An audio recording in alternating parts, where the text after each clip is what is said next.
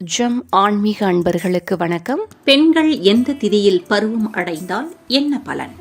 பௌர்ணமியில் ருதுவாகும் பெண் அழகுணர்ச்சியும் கற்பனை திறனும் கொண்டவராக இருப்பார் என்கின்றன ஜோதிட நூல்கள். பெண்கள் பருவமடையும் நாளை அடிப்படையாக கொண்டு கணிக்கப்படும் ருது ஜாதகத்தில் உள்ள கிரக நிலைப்படி அந்த பெண்களுக்கான பலன்களை அறிந்து கொள்ள முடியும். அவ்வகையில் ருதுவாகும் திதியை வைத்து பெண்ணின் வாழ்க்கை எப்படி இருக்கும் என பார்ப்போம். தேய்பிறை வளர்பிறை திதிகளுக்கு ருது பலன் பொதுவாகத்தான் அமையும். பிரதமை நல்ல குணம், சிறந்த புத்திமானாக இருப்பாள். துவிதியை நல்ல அழகுடையவளாக, கவர்ச்சி உடையவளாக இருப்பாள். திருதியை சுகபோகங்களில் நாட்டம் செல்லும், சுகவாழ்வு உண்டு. எதையும் எதிர்த்து சமாளிக்கும் தைரியமும் தன்னம்பிக்கையும் கிடைக்கும். பஞ்சமி நல்ல குழந்தை செல்வங்கள், நல்ல வாழ்வு அமையும். ஷஷ்டி தர்மமும் தெய்வ பக்தியும் உடையவள்.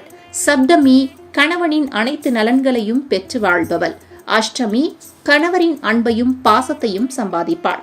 நவமி எவ்வளவு சோதனைகள் வந்தாலும் அதை தகர்த்து வாழ்வில் வெற்றி பெறுவாள்.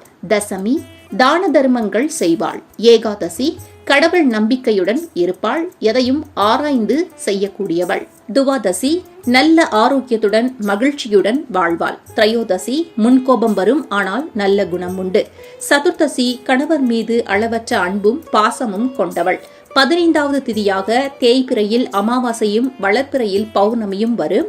ஒருவர் அமாவாசை அல்லது பௌர்ணமி திதியில் பிறந்தாலோ பருவம் அடைந்தாலோ அவர்களுக்கு திதி சௌமிய தோஷம் கிடையாது என்கிறது சாஸ்திரம். அதாவது இந்த திதிகளில் ருதுவாகும் பெண்கள் எவ்வளவு துன்பங்கள் வந்தாலும் அதை தகர்த்து வாழ்வில் வெற்றி பெறுவார்களாம். ஆனால் அமாவாசையில் பிறந்தாலோ ருதுவானாலோ திருடர்களாக இருப்பார்கள் என சிலர் பொத்தம் பொதுவாக சொல்வார்கள். அது அப்படி அல்ல. இந்த திதியில் ருதுவானால் பிறந்தால் மற்றவர்களினுடைய மனதை அன்பால் திருடி விடுவார்கள் என்பதுதான் இதற்கு பொருளாம்.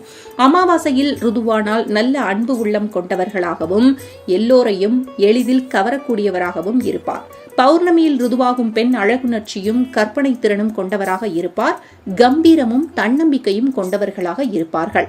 திதி அடிப்படையிலான இந்த பலன்கள் அனைத்தும் பொதுவான பலன்கள் என்கிறார்கள். எனவே ஒரு ஜாதகத்தை ஆராய்ந்து பலன் சொல்லும் போது திதி மட்டுமல்லாமல் நாள், நட்சத்திரம், கிரகநிலைகள் என அனைத்தும் ஒருங்கிணைந்து முழுமையான பலன்களை கணித்து சொல்வதே சிறந்தது என்கிறார்கள் ஆன்மீக பெரியோர்கள்.